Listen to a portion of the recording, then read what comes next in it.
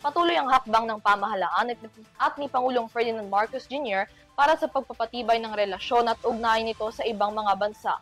Ngayong Setyembre, nakatakda itong tumungo pa Cambodia para sa kanyang official state visit. Habang muli ring dadalo sa United Nations General Assembly sa New York sa katapusan naman ng Setyembre, may report si Alvin Pelobelio.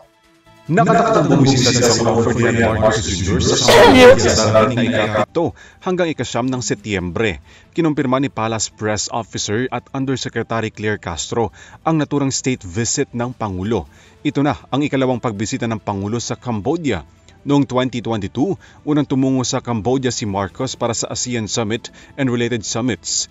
Kasunod nito, kinumpirma rin ni Castro ang pagdalo naman ng punong ehekutibo sa United Nations General Assembly sa New York sa kaparehong buwan. Confirm po na aatin po ang ating Pangulo sa Cambodia sa September 7 to 9. Ang detalye po ay ibibigay na lang po ng Department of Foreign Affairs.